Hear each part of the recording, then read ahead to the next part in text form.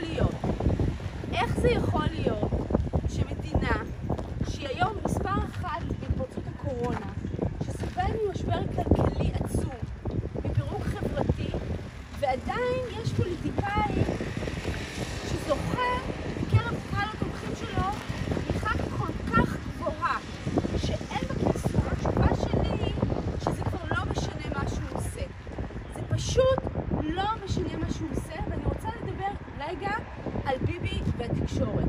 הפרויקט המרכזי של ביבי, לא ב4 שנים האחרונות, לא ב5 שנים האחרונות, כבר יותר מעשור, כבר 13 שנה, היה לפרק את התקשורת החופשית בישראל, לערער את האמון בה, כדי לערער את תפיסת המציאות של האזרחים בישראל.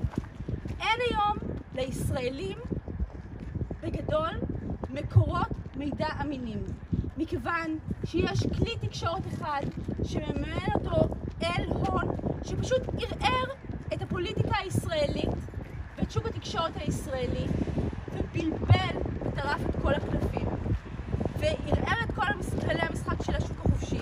יש שידור ציבורי מפוחד שראש הממשלה ניסה לחסל, יש כלי תקשורת מרכזיים שהוא ניסה לקנות בכסף ועל זה הוא עומד לדין, ויש הרבה עיתונאים שהם או משתפי פעולה שמפזרים סקופים במרכאות שנועדו לערער את האמון במערכת המשפט, ויש עיתונאים אחרים שפשוט מפחדים, ויש כמה עיתונאים אמיצים שעושים עבודה חשובה מאוד להמשיך ולחשוף ולהמשיך ולחשוף ולעמוד שם כמו חיילים בצריח.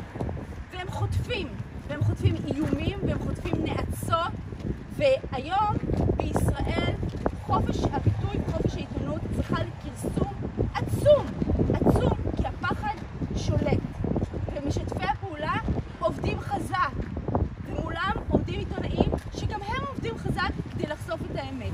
ובתוך זה יש קהל עצום שמקורות המידע שלו פשוט התבלבלו לחלוטין. ובמצב כזה באמת לא חשוב כבר מה ראש הממשלה עושה, כי איך אפשר לדעת מה הוא עושה? ואיך אפשר לדעת מי טוב ומי רע, ומי שומר על הדמוקרטיה ומי לא שומר על הדמוקרטיה? ואם אי אפשר לדעת, אז בבקשה יש לנו איזו דמות של אדם חזק שאומר על עצמו שהוא עושה ניסים ונפלאות ומקדם את המצב של ישראל בכל העולם ומפזר שקרים בלי למצמץ, בציניות וברשעות, וזהו. ויש 30 מנדטים או 31 מנדטים והדבר הזה לא משתנה.